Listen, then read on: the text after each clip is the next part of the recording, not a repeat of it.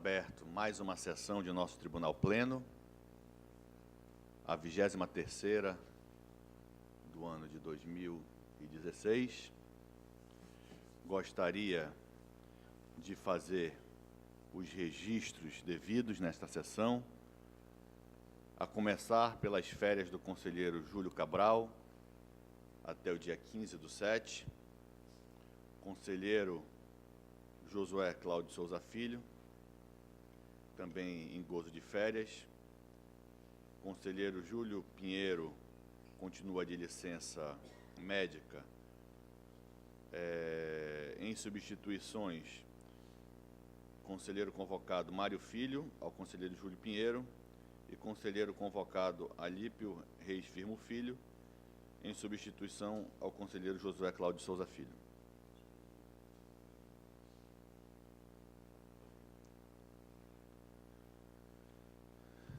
Leitura de expediente. Convite do Conselho Municipal de Acompanhamento e Controle Social, Fundeb, para compor a mesa de solenidade de posse da nova gestão 2016-2018 daquele Conselho, a ser realizada às 14 horas do dia 11/7, na CEMED. Esta Corte agradece o honroso convite. Convite da Assembleia Legislativa do Estado do Amazonas para a sessão especial que vai tratar do tema Prática Brasil e Atuação na Amazônia Legal, a ocorrer às 12 horas do dia 12. Esta Corte de Contas agradece o convite. Na fase de indicações e propostas, esta presidência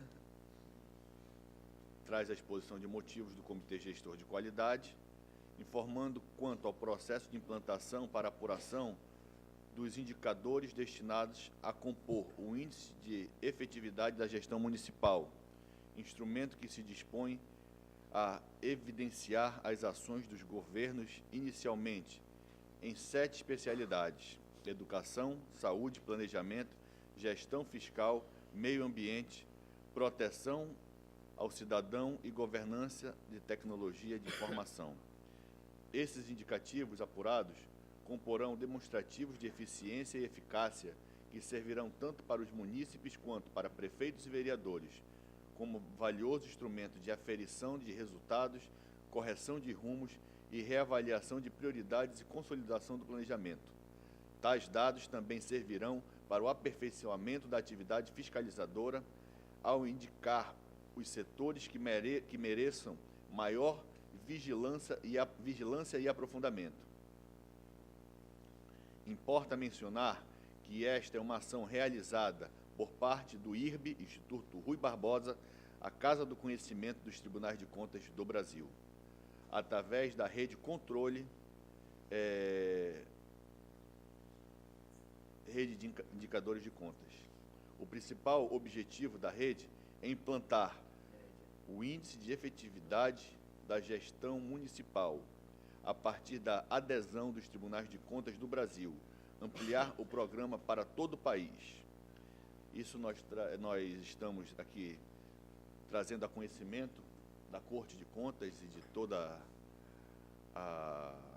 todos os nossos munícipes, de todos os nossos jurisdicionados, até porque é um belíssimo trabalho, conselheiro Érico, capitaneado pelo conselheiro Sebastião Elvésio, que visa nós termos realmente uma radiografia de todos os municípios do Brasil, respeitando as peculiaridades de norte a sul, de leste a oeste. Nós, com certeza, teremos efetivamente os indicadores da real situação dos municípios do Brasil. Aqui vejo e gostaria de registrar a honrosa presença do secretário Ulisses Tapajós, gestor competente da iniciativa privada, e que hoje se doa ao serviço público, saindo momentaneamente do convívio dos vários netos para prestar um excelente serviço, dos 8 netos, né? Para prestar um excelente serviço à cidade de Manaus. Desejo ao secretário Ulisses, como a sua equipe aqui presente, o melhor êxito, até porque o vosso êxito será o sucesso e a modernidade da cidade de Manaus. Faço questão também de registrar a presença do deputado Chico Preto, brilhante advogado, meu colega vereador, competente, atuante, combativo e, se Deus quiser, com um futuro brilhante na política do Estado do Amazonas. Ainda na fase de indicações e propostas, nós temos uma exposição de motivos do Ministério Público de Contas que versa acerca de algumas decisões deste tribunal que determinam à Procuradoria-Geral do Município a inscrição na dívida ativa dos débitos decorrentes de multas imputadas por esta Corte de Contas. Neste mesmo sentido, essas decisões determinam aos órgãos municipais a execução de valores a serem creditados nos cofres do município de Manaus, quando, na verdade, deveriam ser revertidos ao erário estadual, conforme dispositivo no artigo 174, inciso 4º da Resolução 4/2 do TCE-AM. Pelo exposto, o Procurador-Geral de Contas, Dr. Roberto Cristiano Silva, propõe que: a. Sejam feitos um levantamento interno nesta Corte de Contas, a fim de averiguar quais procedimentos foram encaminhados à Procuradoria-Geral do Município para fins de inscrição do débito corrente de multas impostas pelo TCE, sem observar o trâmite processual da cobrança executiva. B.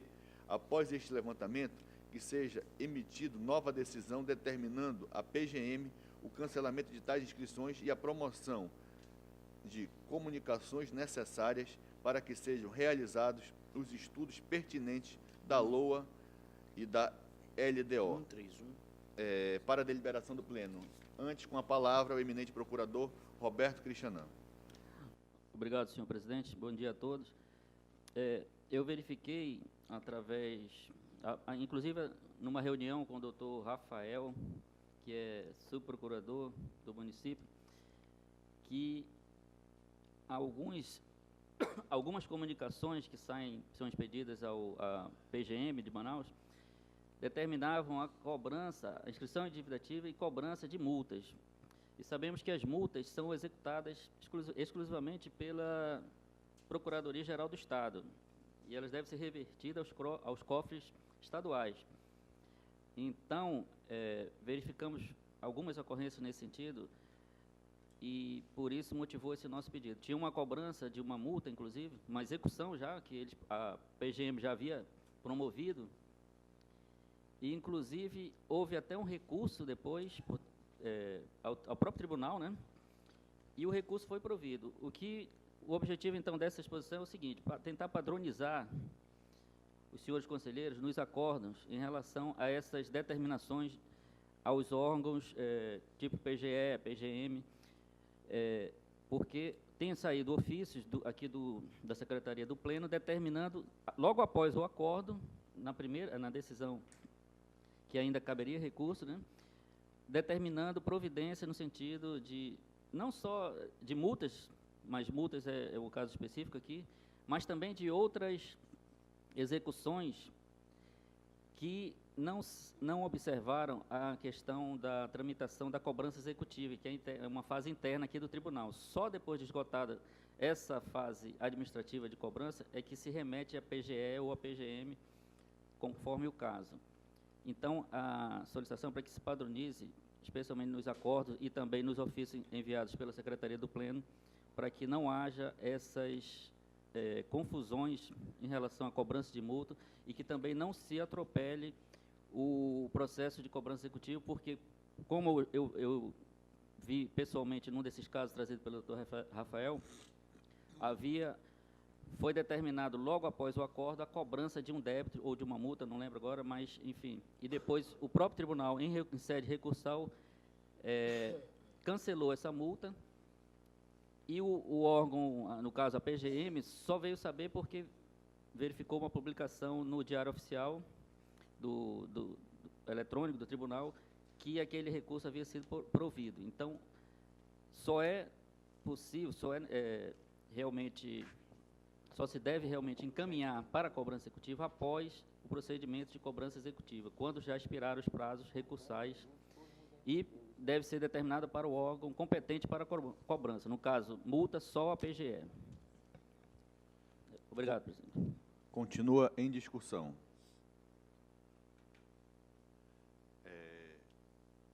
Em deliberação.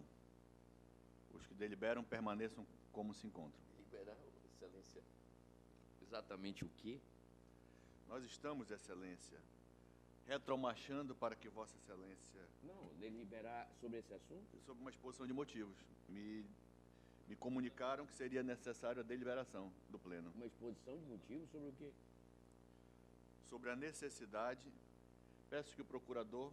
Não, eu entendi, eu ouvi, mas eu acho que o tribunal não precisa deliberar sobre esse assunto, porque isso daí é regimental. Está no regimento que as cobranças só devem ser feitas após não haver mais recurso. Né? Mais recurso. Certo, só para esclarecer. Como houve cobranças antes houve dessa erro. questão, houve Se erro. houve algum erro, o que nós temos que fazer é corrigir o erro. Exatamente. De É o que encaminhar. eu solicito que seja feito um levantamento Pois é, mas- dessas coisas que foram, dessas cobranças que foram enviadas Excelência, a antecipadamente. deliberação é se fazemos ou não o levantamento. Eu preciso da autorização do Pleno. Eu acho que não, Excelência, porque... Como? Se faça um levantamento dessas cobranças, desses ofícios ou dessas decisões que foram enviadas precipitadamente e que se comunique à PGM para, no caso da execução de multas pela PGM, que sejam, que desista dessas cobranças, porque a multa deve ser cobrada pela PGE. Eu concordo. Quanto a isso, eu concordo. Mas há várias situações, o próprio procurador que se abalou de lá para cá, trazendo uma situação, ele não tem o controle disso, não tem o controle das ações em que o tribunal pediu para fazer. Ele provoca o tribunal dizendo, olha, não é o caso de cobrar por aqui. Então, Por incrível que pareça, não tem. ele pediu essa reunião porque nós enviamos um ofício a todas as prefeituras para as quais tínhamos mandado os ofícios de cobrança executiva e pedindo informações sobre as providências sobre essas execuções. Nós fizemos, inclusive, depois, eu fiz lá na Procuradoria-Geral, agora, representações para aqueles que não responderam e recomendações para aqueles que responderam e informaram que estavam tomando algumas providências. E nesse caso, ele veio pedir até esclarecimentos de uma conversa informal e mostrou que havia caso de cobrança feita pela PGM de multas. E eu esclareci a ele que isso não era o correto, porque a execução das multas cabe exclusivamente à Procuradoria-Geral do Estado. Os senhores me permitem? Então, por isso, solicitei esse levantamento. Eu vou tentar dar um passo à frente para depois darmos dois para trás. Isso mais do que nunca reforça aquela ideia que nós tivemos em conselho da criação do fundo compartilhado com o Poder Legislativo. De uma vez por todas, iremos centralizar a cobrança de todos esses valores, iremos fortalecer financeiramente a Assembleia Legislativa e o Tribunal de Contas, que do jeito que está, não existe, conselheiro Érico, no meu entender, na minha opinião, algo claro, transparente, efetivo de cobrança e de acompanhamento com relação a esses recursos que ficam vagando sem a devida atenção e coerção devida para a recuperação desses créditos. Então, acho mais do que necessário e de momento nós encaminharmos à Assembleia Legislativa a criação desse fundo compartilhado de recursos do Poder Legislativo. Me permita só uma palavra, procurador. Uma complementação. Nesse contato que nós temos diretamente com a PGE, eu entendo que a PGE ela tem adotado, tem envidado esforços no sentido de fazer todas essas cobranças realmente, de efetivar as decisões do tribunal, tanto na questão dos débitos, quando se trata de órgãos estaduais, para retorno aos cofres dos órgãos estaduais, quanto nas multas, inclusive no relatório anual, que sempre o Procurador-Geral deve apresentar ao Pleno, ao Tribunal, há uma relação de cobranças de débitos da PGE, de débitos e multas pela PGE. Então, a estrutura da PGE me parece bastante razoável e o trabalho deles também. É lógico que pode ser aprimorado, pode ser tornado mais célere, mais efetivo. Inclusive, só para registrar, a partir de 2014, o início de 2015, nós passamos a remeter as cobranças executivas, que antes eram feitas inúmeras cópias dos processos de cobrança executiva para remessa aos órgãos, não só a PGE como os municípios, e passamos a enviar por mídia digital, né, um CD. E em contato com o doutor Benedito, que é o responsável por essa área lá na PGE, procurador de Estado, ele era um dos pleitos dele que se facilitasse esse acesso através de mídia digital, e ele disse que isso iria dar, realmente, facilitar muito o seu trabalho e dar maior celeridade às ações que incumbem a Procuradoria-Geral do Estado. Com a palavra, eminente conselheira Yara. Eu concordo que faça esse levantamento, porque realmente está havendo esse equívoco do envio de cobrança e que Vossa Excelência já faça a proposta para nós aprovarmos com relação a esse fundo o mais breve possível do Tribunal compartilhado com a Assembleia Legislativa. Estou plenamente de acordo. Parabéns. Senhor presidente, Com a palavra, eminente se conselheiro o conselheiro convocado. Mário não quiser me preceder. Com a Eu palavra, comungo plenamente com Conselheiro a Mário de opinião Mello. da nobre conselheira Yara. conselheiro convocado Alípio. Meu bom dia a todos. Eu também entendo que o atual procedimento fragiliza, né, uma cobrança judicial por parte da PGM quando é competente a PGE. Então, é possível que um procedimento judicial de execução seja iniciado, instaurado, com todas as suas consequências, e posteriormente anulado. Né? Então, perde-se tempo. Eu acho também oportuna a providência proposta por Vossa Excelência. Então, Presidente, também me manifesto de acordo com conselheiro a convocado Mário proposta. Filho. Então, entendo que foi deliberado por unanimidade. Continuamos na fase de indicações e propostas. A palavra continua facultada a todos os senhores. Não havendo Senhor presidente, conselheiro Mário de Mello. eu gostaria só de que fosse feita uma moção de apoio e aplauso ao presidente Pascarelli, em nome desse tribunal, pela posse ocorrida ontem. Mais do que bem lembrado, e essa presidência encampa, se associa à lembrança, e gostaria de desejar à nova diretoria, composta pelo desembargador Flávio Pascarelli, os melhores votos de pleno êxito, ao desembargador Jorge Lins na vice-presidência, ao desembargador Turi também, sucesso na corregedoria, e é reestabelecido o diálogo no Poder Judiciário do Estado do Amazonas. É restabelecido o equilíbrio, a serenidade. Acima de tudo, nós teremos uma presidência que tem diálogo com a base, com os juízes. Nós ontem, na realidade, segunda-feira, tivemos a oportunidade de ver um Poder Judiciário pacificado. O desembargador Pascarelli, mesmo saindo da corregedoria, que tem a função, muitas das vezes, de ser duro, nunca perdeu a ternura. É respeitado, admirado, considerado por toda a classe. Tenho certeza que será um grande gestor e irá avançar em muito com o Poder Judiciário do Estado do Amazonas. Fica aqui os melhores votos dessa presidência ao desembargador Pascarelli, como toda a sua diretoria, e, acima de tudo, fazendo o registro, que passa a ser uma presidência que terá diálogo com toda a sociedade do Estado do Amazonas. Continua facultada a palavra. Eu também estou de acordo, Excelência. Também de acordo, presidente. Acompanhe, Excelência. Também me associo, presidente. Por unanimidade. Peço ao Felipe que faça a moção para que para que nós possamos colher as assinaturas. Eu gostaria, esta presidência, antes de passarmos à distribuição, de fazer o registro, por ser a última sessão do nosso procurador, da função de procurador-geral, Dr. Roberto Cristianan, que encerra os seus 2 anos à frente da Procuradoria-Geral, no dia de hoje. Tive a informação do nosso mirtil que seria hoje. que na próxima sessão será o subprocurador, porque a posse do Carlos Alberto será na sexta-feira. Na quinta. E não poderia deixar de fazer os devidos registros do equilíbrio, da serenidade, da lealdade para a Constituição do procurador Roberto Cristianã.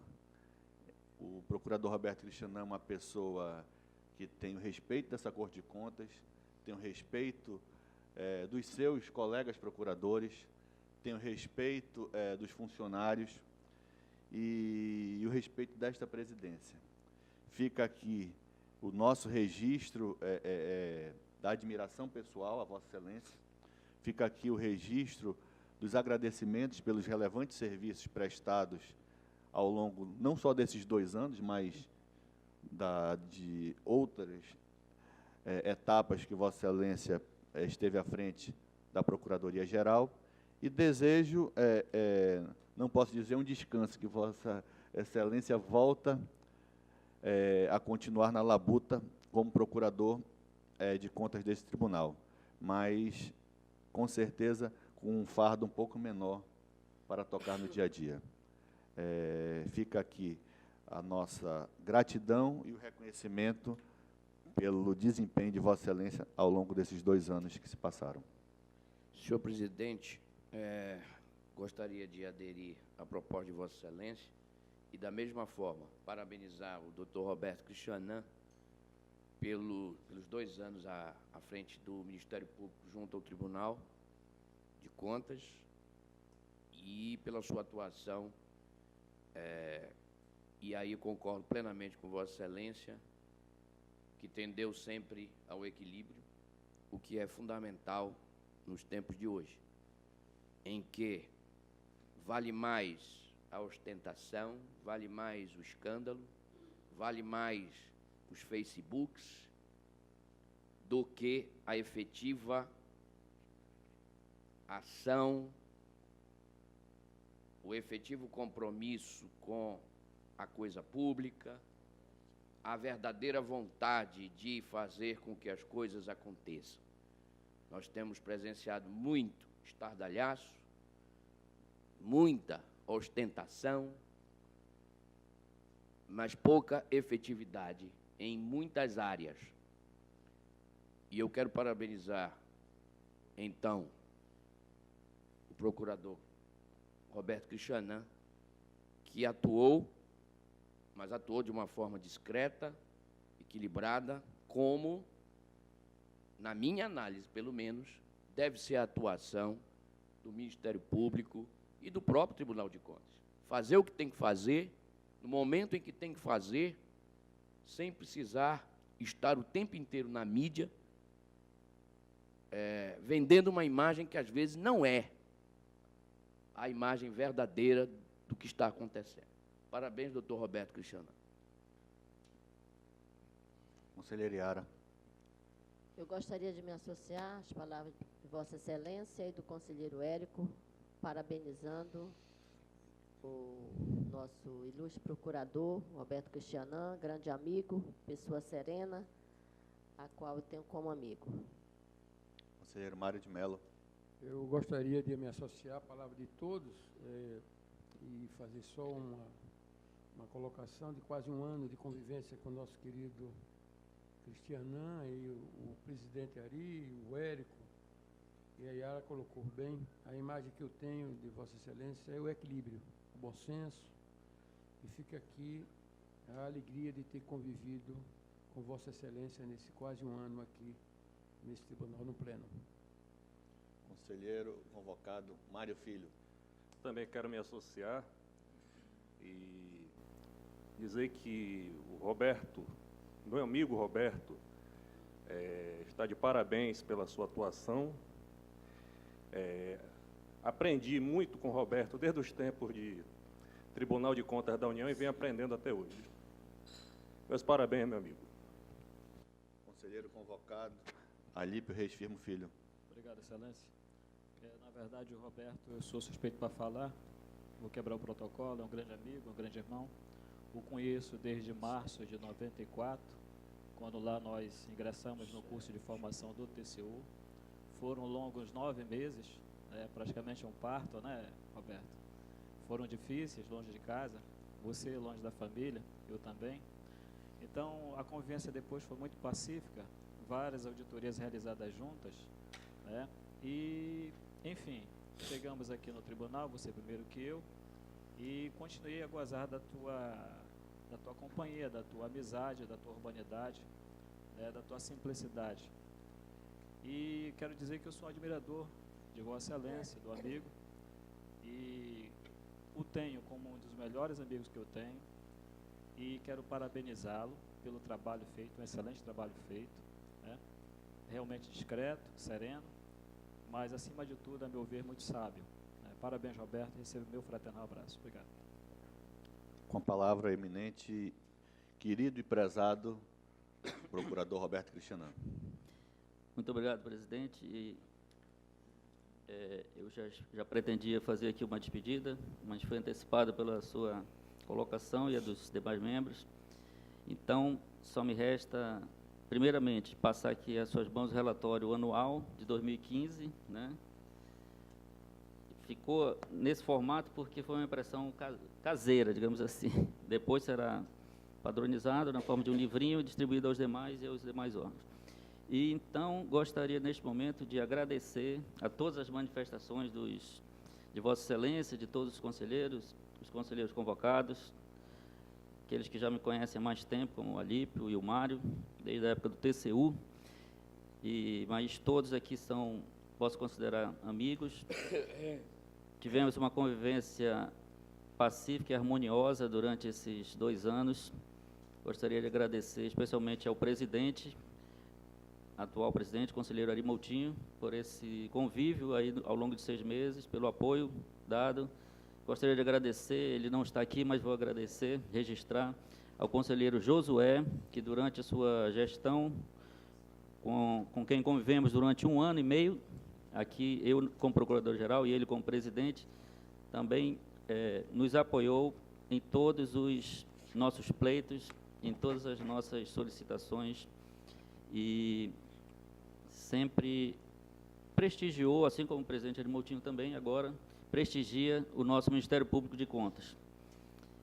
Gostaria também de deixar registrado os votos de sucesso ao colega que assumirá semana que vem, doutor Carlos Alberto de Almeida, que possa ter uma profícua gestão também, sempre fazendo crescer o nome e a atuação do Ministério Público de Contas, ressaltando que nesse período em que estive presente como Procurador-Geral, fortalecemos a atuação conjunta com outros órgãos de controle, exemplo, a nossa participação no grupo Rede de Controle do Amazonas, aqui bem conhecida pelo secretário Ulisses Tapajós, que até fez uma apresentação outro dia sobre os projetos para o futuro fortalecimento do controle interno municipal de Manaus, né?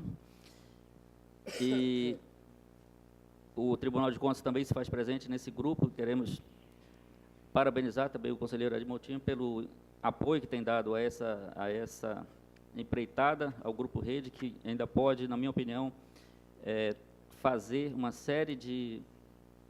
trazer uma grande colaboração ao controle dos gastos públicos no estado do Amazonas, nessa atuação conjunta entre todos os órgãos, do qual o Ministério Público de Contas também faz parte. Então, no mais, agradecer a todos pelo tratamento dispensado, pela urbanidade, pela harmonia, desejando a este tribunal que continue sempre evoluindo e atuando com cada vez mais eficiência no controle dos gastos públicos dos municípios do Amazonas e do próprio estado do Amazonas. Obrigado a todos e me despeço, então, nessa sessão. Obrigado. Distribuição de feitos. Conselheiro Júlio Cabral, lote 1. Conselheiro Érico de Esterri Silva, lote 5. Conselheiro Josué Filho, lote 7. Conselheira Yara, lote 6.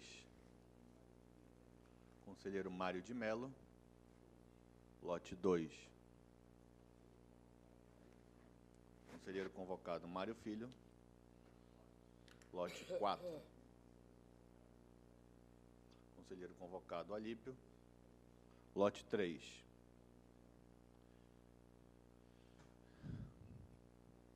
Antes dos julgamentos adiados, em respeito ao eminente advogado e à ordem dos advogados que Vossa Excelência representa, eu gostaria de propor, se o Pleno assim me permitir, a inversão da pauta, porque temos a solicitação do advogado Fábio Lindoso e Lima para sustentação oral no processo do conselheiro Mário de Mello, de número 1481. Só um minuto para me achar aqui na minha pauta. Versam os autos: recurso de revisão interposto pelo senhor Jean Campos de Barros, ex-prefeito de Lábrea, em face ao acordo número 86/2013 deste tribunal, exarado nos autos do processo número 5.472 de 2012. Então, registrando o impedimento da conselheira Iara, não, me permita aqui, impedimento não há mais, que era do conselheiro Lúcio e do conselheiro Miquiles. Na realidade, há um destaque da conselheira Iara. Então, com a palavra, o eminente relator, conselheiro Mário de Mello, para que proceda a leitura de vosso relatório. Em seguida, passamos à sustentação e defesa do eminente advogado. Entendo eu que o voto vista será em seguida ao advogado ou em seguida ao advogado? Entendeu que seria antes ao advogado? Depois? Ok. Então, conselheiro relator Mário de Mello, para a leitura de vosso relatório. Trato os autos, meus senhores, minhas senhoras, de um recurso de revisão interposto pelo senhor Jean Campos de Barros, ex-prefeito do município de Lábrea, em face do acordo número 086/2013, exarado nos autos do processo 5472 de 2012, consoante se verifique no trecho a decisão abaixo, o acordo 086/2013 do Pleno.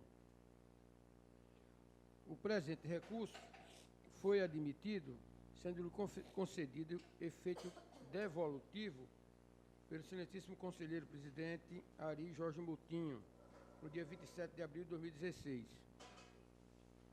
Se verifica no despacho 363/2016, as folhas 48 e 50 dos autos. Por conseguinte, a DECAME emitiu laudo técnico conclusivo, número 10/2016, as folhas 54 e 57, sugerindo pelo conhecimento do recurso de revisão, para no mérito julgá-lo parcialmente procedente, retificando o acordo número 86/2013 do Pleno deste Tribunal, no sentido de julgar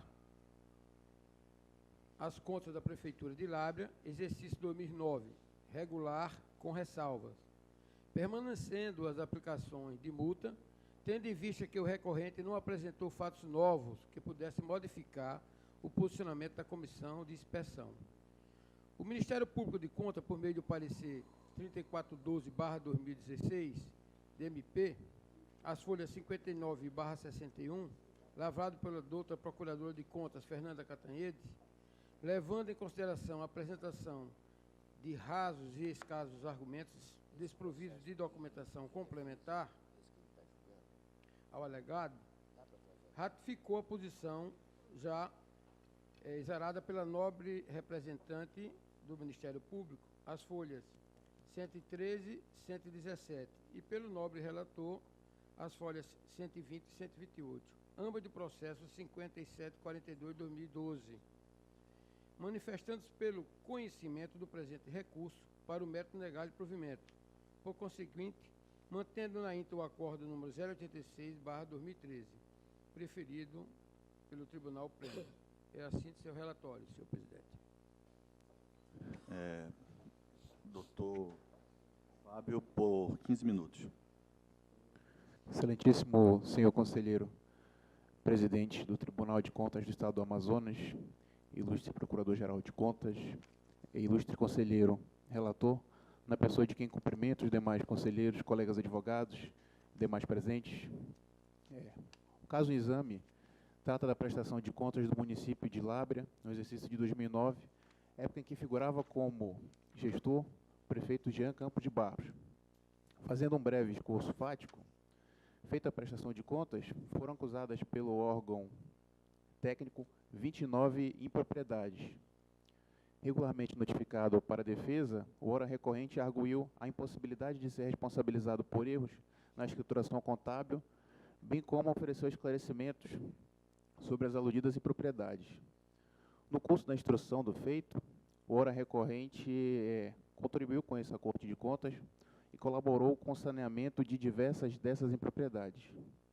Ainda assim, o órgão técnico, bem como o órgão ministerial, deram pareceres pela desaprovação das contas. Em julgamento das contas, foram acolhidos os pareceres e julgadas reprovadas, nos termos do voto do conselheiro relator. Em sede de recurso de reconsideração, esse foi conhecido e improvido. Entretanto, é importante salientar que no bojo do recurso de reconsideração, o próprio acórdão faz referência, e aí abro aspas, que consta como motivo da desaprovação de contas irregularidades de cunho contábil não justificadas. E aí é exatamente nesse ponto que nós podemos verificar que surge para o ora recorrente a hipótese de cabimento do recurso de revisão, uma vez que não há uma proporcionalidade entre a conduta do gestor público, encarada na decisão revisanda como simples irregularidades contábeis, e a consequência jurídica advinda desse fato, que é a mais gravosa possível, ou seja, a reprovação das contas. Bom, então, no mérito das razões recursais, eu tenho 3 aspectos que gostaria de destacar. São eles: a questão das despesas com saúde, a questão da abertura de crédito suplementar em razão de excesso de arrecadação e a questão das irregularidades na escrituração contábil. Sobre a questão do Fundo Municipal de Saúde, é importante destacar que todas as movimentações foram feitas apenas a partir do exercício de 2010 e em contas criadas especificamente para tanto pelo Ministério da Saúde. Também é importante destacar que essas movimentações foram fiscalizadas e aprovadas pelo Conselho Municipal de Saúde, conforme consta o documento de folhas 82. Então, vê-se, portanto, que essa impropriedade está plenamente saneada. Sobre a abertura de crédito suplementar por excesso de arrecadação, é importante destacar que esse excesso de arrecadação ocorreu em virtude da celebração e da não liberação de convênios firmados com outros órgãos da administração. Esses convênios foram cancelados. Por consequência, os respectivos empenhos foram anulados por apostilamento, revertendo em saldo orçamentário ao final do exercício. Não houve, dessa forma, qualquer comprometimento à execução orçamentária, conforme demonstrado no anexo 12 da prestação de contas. Essa linha argumentativa, inclusive, foi acatada pelo DICAME no laudo técnico conclusivo 217/2012, folha 100 dos autos, restando claro que o município detinha os valores suficientes para abertura de créditos adicionais. Então, novamente, não há qualquer impropriedade, uma vez que já plenamente sanada e esclarecida pelo ora recorrente. Quanto à questão da escrituração contábil, a argumentação do ora recorrente nesse sentido é de que o gestor público não pode ser responsabilizado por atos praticados pelo profissional de contabilidade legalmente habilitado. Você não pode exigir do gestor público que ele tenha conhecimentos técnico-contábeis suficientes para identificar eventuais erros, eventuais equívocos na escrituração contábil. Ainda que o gestor público transite com alguma competência, com uma habilidade, ainda que ele tenha familiaridade com as questões contábeis, você não pode exigir dele o nível de proficiência suficiente para que ele possa identificar esses equívocos na escrituração. Nesse exato sentido, são as próprias disposições do Conselho Federal de Contabilidade, especificamente a Resolução 563 de 83, item 2.1.3, que diz o seguinte: a escrituração contábil e a emissão de relatórios, peças, análises e mapas demonstrativos e demonstrações contábeis são de atribuição e responsabilidade exclusivas do contabilista legalmente habilitado. Vê-se, portanto, que as próprias resoluções do Conselho Federal de Contabilidade são claras no sentido de que a responsabilidade pela escrituração contábil se limita ao profissional contabilista que elaborou essa escrituração. E aí, já entrando um pouco no âmbito da jurisprudência dos tribunais de contas, eu colacionei no recurso um julgado T7 de Santa Catarina, não vou ler o número porque está na minuta, e aí peço vênia para ler a ementa. Tratando-se de erro formal de contabilização e não sendo constatada a participação do prefeito municipal na prática do mesmo, deve ser cancelada a multa a ele aplicada, porquanto, nos termos da Resolução 563/83 CFC, atribui-se ao contador exclusivamente a responsabilidade por eventuais erros cometidos no processo de formalização da escrituração. O Tribunal de Contas do Espírito Santo, no mesmo sentido, em 2012, após uma mudança de entendimento, o Tribunal de Contas do Espírito Santo formalizou, por meio da Resolução 261/2013, que a exatidão dos dados enviados ao Tribunal de Contas é de responsabilidade dos representantes legais e técnicos das entidades, a quem compete garantir a sua fidelidade aos registros contábeis e aos demais sistemas de controle interno, sob pena de responsabilização civil, criminal e administrativa. E, finalmente, no âmbito do Tribunal de Contas, mas já especificamente sobre o Tribunal de Contas do Estado do Amazonas, essa mesma Corte de Contas já julgou a matéria, julgou exatamente esse mesmo tema, no recurso de reconsideração 5730 de 2010, e aí abro aspas, a contabilidade de cada órgão é de responsabilidade de um contador registrado no CRC, que de fato e de direito é o responsável pela escrituração contábil. Então, como se vê, essa mesma Corte de Contas já julgou a matéria anteriormente, já tendo decidido que a responsabilidade pelos erros e equívocos na escrituração contábil se limita ao contador. E interessante esse ponto de haver uma decisão precedente desse Tribunal de Contas. Importante destacar que, em virtude do novo Código de Processo Civil, em vigor desde março de 2016, os tribunais pátrios, todos são obrigados, estão vinculados às decisões precedentes dos tribunais superiores e às suas próprias decisões precedentes. Então, sem entrar no mérito da aplicação e da forma de aplicação do novo Código no âmbito dos tribunais de contas, o fundamento constitucional dessa nova lei se encontra também de observância por esse tribunal. O fundamento constitucional do novo Código e de toda a sistemática de precedentes se fundamenta em duas premissas, a premissa de segurança jurídica e a de isonomia. E segurança jurídica, nesse caso, trata da previsibilidade dos atos da administração pública e da proteção da confiança do jurisdicionado na conformação da conduta da administração. A isonomia, por sua vez, trata da necessidade que qualquer tribunal tem de julgar casos iguais de maneira igual, dar o mesmo tratamento jurisdicional a casos parecidos. Então, considerando a existência de decisão prévia por essa Corte de Contas, é impositiva a postura desse tribunal coerente com os seus julgados anteriores. Ainda sobre a conduta do gestor público, é importante destacar também que ele não agiu com dolo, nem com culpa, não havendo intenção, nem contingente anímico demonstrado nos autos, no sentido de praticar qualquer ato de malversação ou de desvio de recursos públicos. Por fim, e mais importante destacar, não houve em momento algum dano ao erário, de modo que a irregularidade das contas se fundamentou apenas em alegada falta grave. E é exatamente esse o ponto que autoriza o manejo, o aviamento do recurso de revisão, uma vez que há uma desproporcionalidade gritante entre a conduta do agente, do gestor público, e a consequência jurídica advinda disso registrada na decisão revisanda. Então, por fim, considerando a inexistência de dano ao erário, a ausência de culpa, a necessidade de respeito dessa Corte de Contas às suas próprias decisões, considerando segurança jurídica e a isonomia, bem como a violação à razoabilidade e à proporcionalidade, o ora recorrente requer o provimento do presente recurso, com a consequente regularidade das contas. Senhor presidente, senhores conselheiros, eu encerro aqui minha fala, agradeço o tempo e a atenção de vossas excelências. Antes de passar para Vossa Excelência, sei que não é muito normal, mas a presidência, após a fala do advogado Lima, gostaria de pedir vista do processo e trazer na próxima sessão. Passamos aos julgamentos adiados.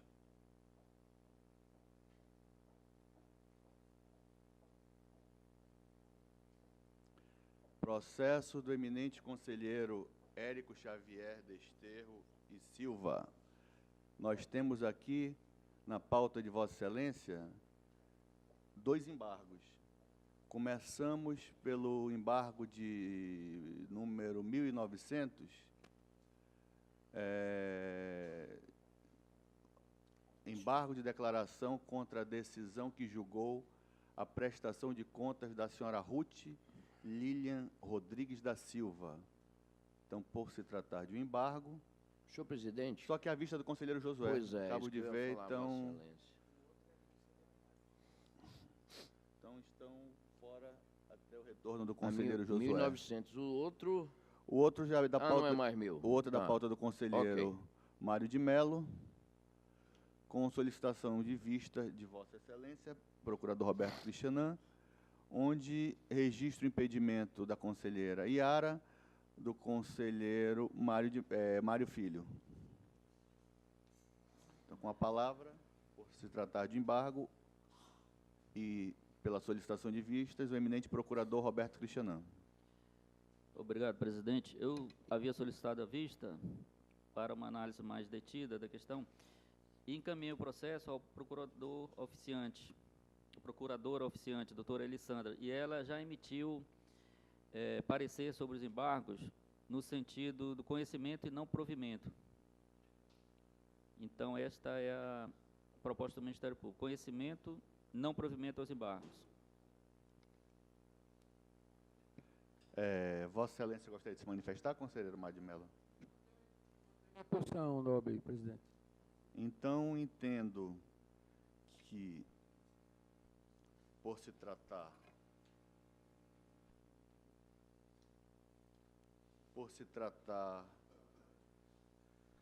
da solicitação de vista do procurador Roberto Cristianan de conhecimento e improcedência,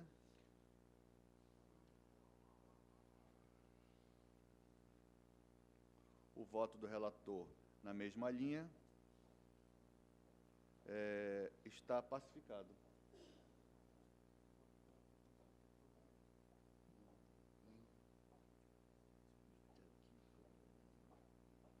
O voto do eminente relator é pelo conhecimento e pelo provimento. Me socorre aqui o Alcemir, que Vossa Excelência, procurador Roberto Cristianan, é pelo conhecimento e pela improcedência. Então, vamos a votos. Como vota o eminente conselheiro Érico? De acordo com o relator. Conselheiro Iara. Desculpa, Vossa Excelência está impedida. O conselheiro Mário Filho está impedido, então, conselheiro Alípio. Acompanho o relator. Eu voto também com o relator.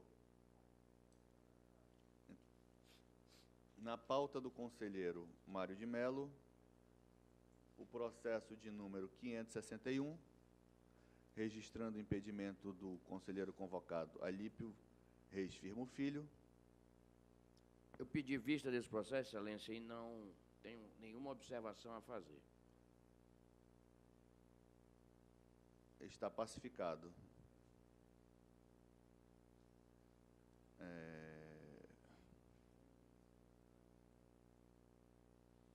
Ainda na pauta do conselheiro Mário de Mello, registrando o impedimento do conselheiro convocado Mário Filho, no processo 12.969.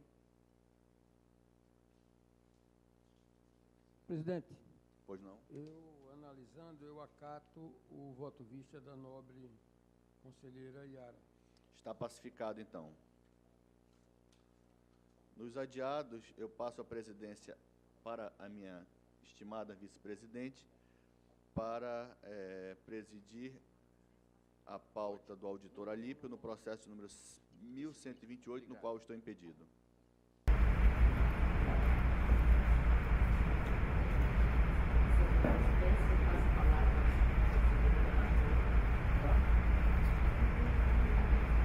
Obrigado, Excelência.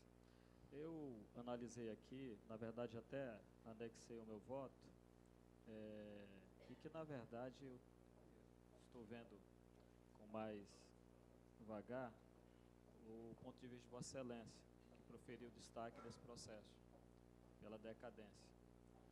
Então, normalmente eu me inclino também nesse sentido, então eu vou acolher a proposta de Vossa Excelência. Senhora Presidente, eu acolho o destaque feito por Vossa Excelência. Incorporo. Só um minuto, Excelência.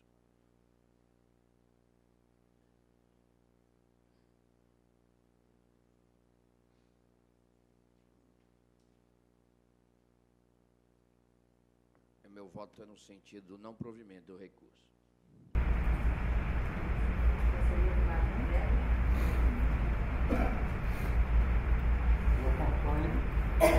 Pelo contrário, o nobre conselheiro Érico Esteiro.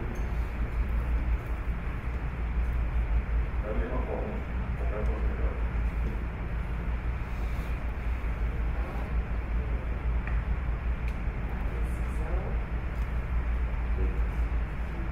Diferente, não aceita a minha cabeça.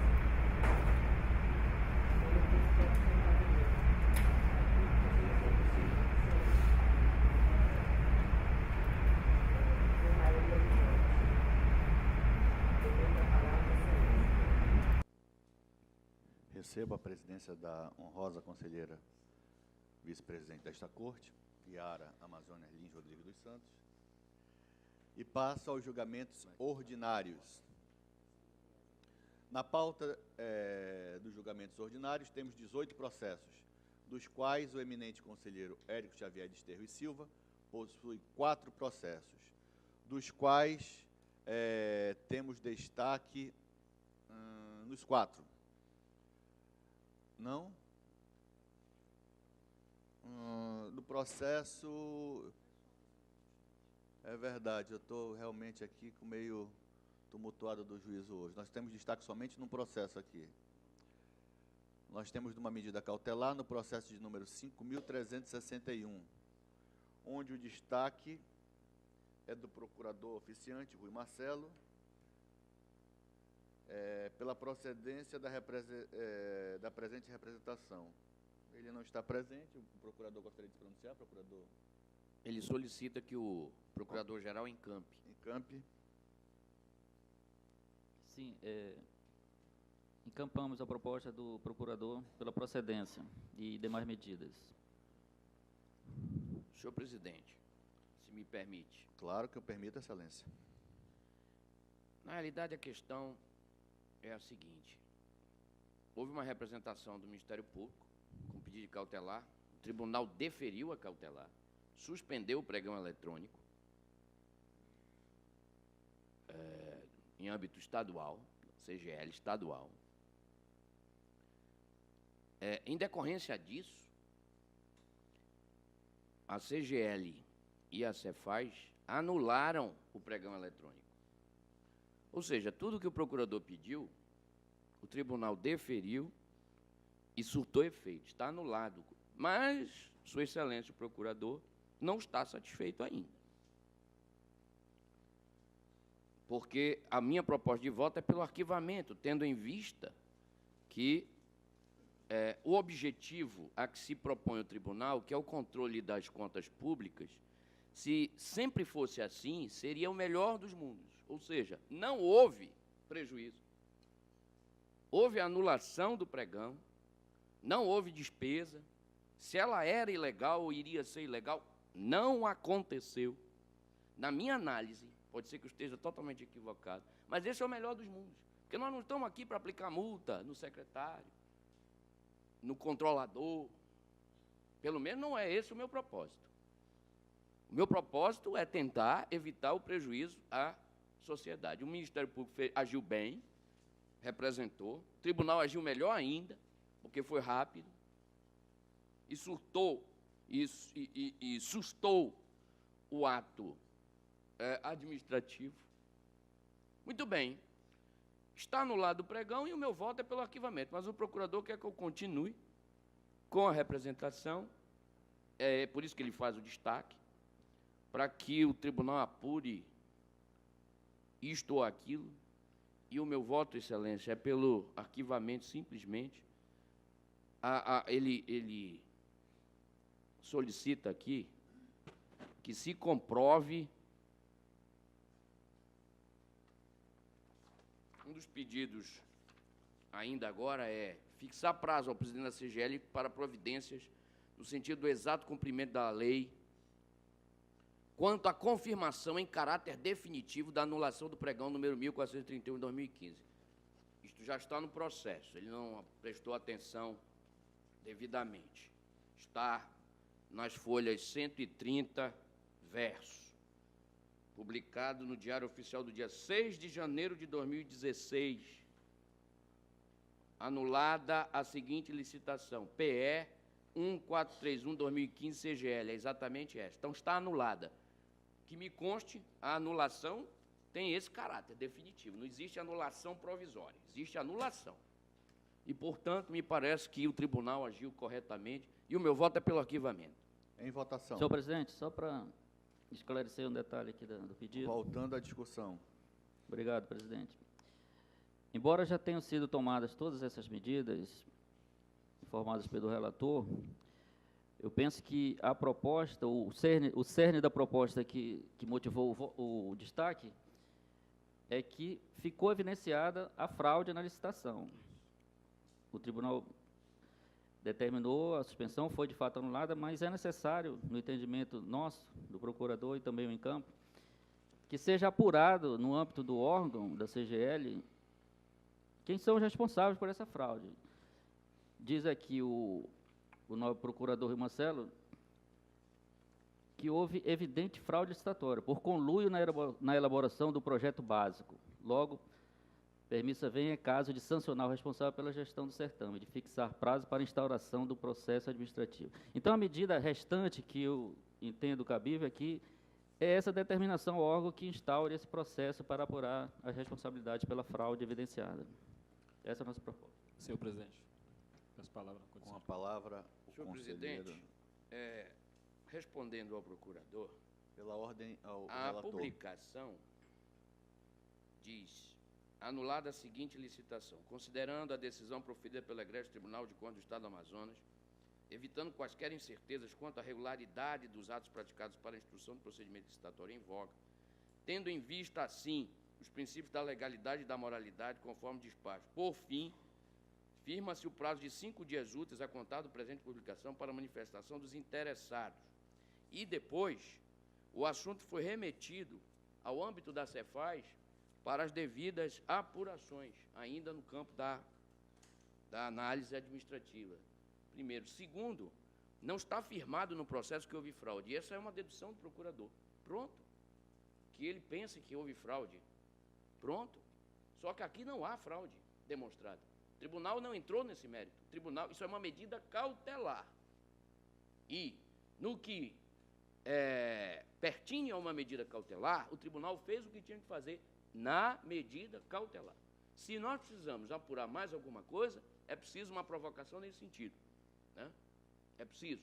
E mais, isso não inibe a apuração regular que nós temos que fazer. O que não dá para fazer é transformar um procedimento cautelar em procedimento ordinário, dentro do Tribunal de Contas, porque senão perde o sentido da providência cautelar. A providência cautelar é para isso, para resolver o problema imediatamente, sustar uma despesa que poderá ser ilegítima e ilegal. Nós fizemos. Parabéns, Vossa Excelência, parabéns ao Tribunal de Contas. Agora, se nós temos que prosseguir em verificar se houve fraude ou não, não é? E eu tenho minhas dúvidas sobre se houve, não tem por que continuar. Era a explicação de retorno à intervenção tardia do eminente procurador. Com a palavra, o conselheiro convocado, Alípio Reis Firmo Filho. Excelência, exatamente também para já adiantar o meu voto nesse processo, e meu entendimento é exatamente na linha do Ministério Público. Entendo que, independente da natureza do processo, a sanção ela deve ser perseguida, uma vez que, de fato, conforme colocou aqui foi colocado na representação, inclusive o procurador cita uma decisão do Egrégio Tribunal de Contas da União, da lavra do ministro Valmir Campelo, sobre, ainda que seja indício de fraude, ainda que a fraude não seja constatada, ela já é suficiente para a continuidade do processo. É nessa linha de entendimento que eu acompanho o Ministério Público. Obrigado. Em votação. Como vota a eminente conselheira Yara?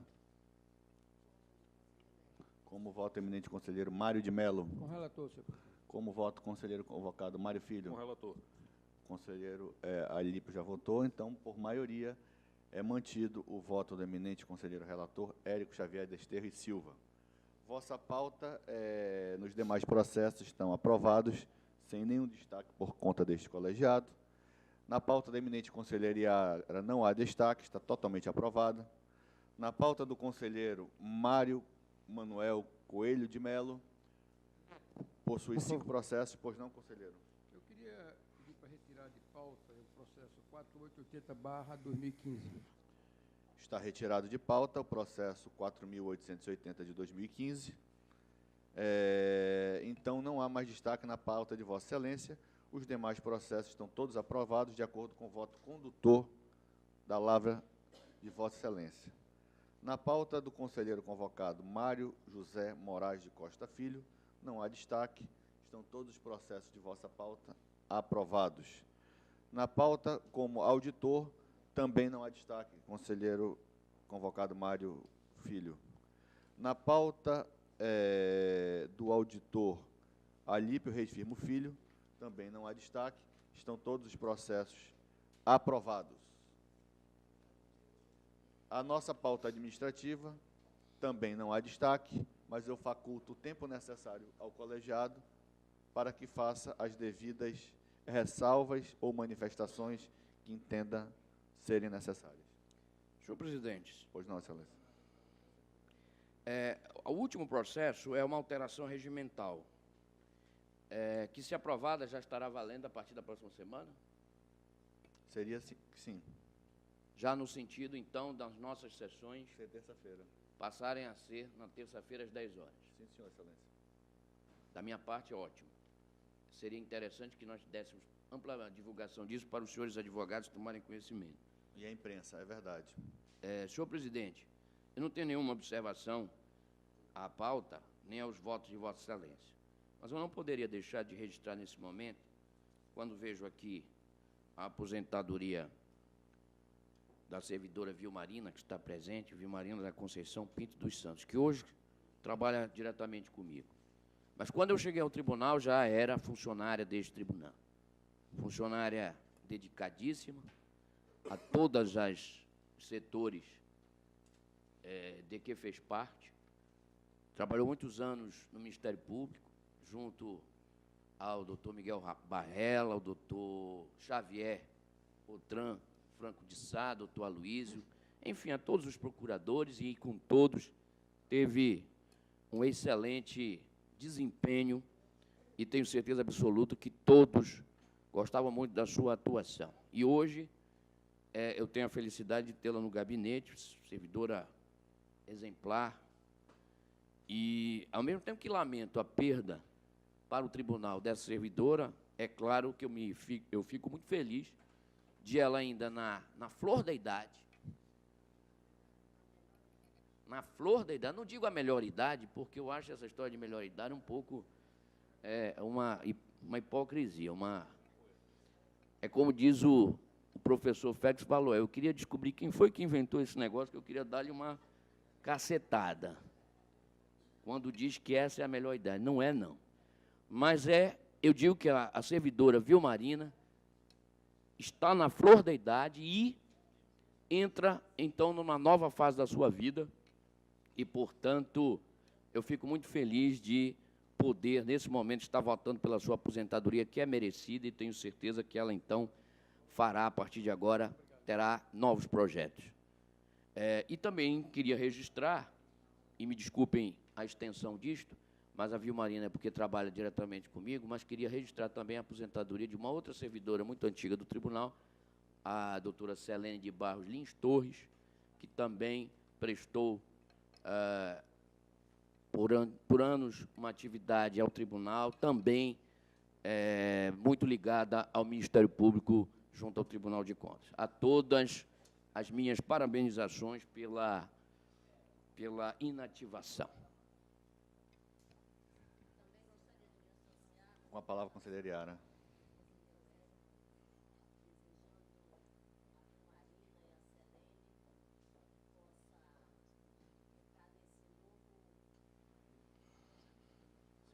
nova função.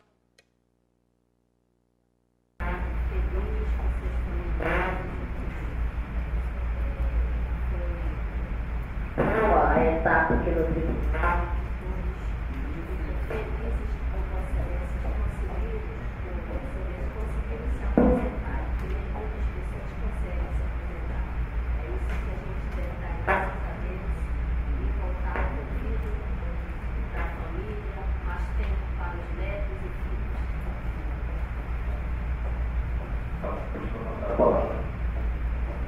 Me cabe na presidência desejar uma estada familiar da melhor possível às duas eminentes servidoras, no caso, a senhora que está aqui, a Marina que está aqui presente, e eu há pouco comentava com o Mirtio que eu estou ficando assustado, que os bons servidores estão todos saindo do tribunal e vão fazer uma falta incrível a essa Corte de Contas. Mas nós temos que dar nosso jeito, conselheiro Érico, dar nosso jeito para suprir essa mão de obra qualificadíssima que fez o tribunal chegar até onde nós chegamos. Nós somos eternamente devedores de vocês. Eu estou aqui há pouco mais de 8 anos e sei que o passado deve ser muito respeitado. Nós, hoje, temos um Tribunal de Contas consolidado, respeitado, atuante, graças ao esforço dos senhores e senhoras que vieram construindo, passo a passo, essa instituição, que é a extensão dos lares de cada um de nós. Então, os melhores votos de uma aposentadoria excepcional para os senhores, no caso, as senhoras. E fica aqui a boa saudade pelos relevantes serviços que vocês prestaram a essa instituição. Nos visitem, aqui continua sendo a casa de vocês. Muito obrigado. Não tendo mais nenhum comentário na nossa pauta administrativa, fica aqui convocado para o dia 12, na terça-feira, aliás, nas próximas terças-feiras, a nossa sessão do Pleno, às 10 horas, no horário regimental. Agradecendo a Deus a presença de todos os senhores por termos tido mais uma reunião harmônica nesta Corte de Contas. Muito obrigado.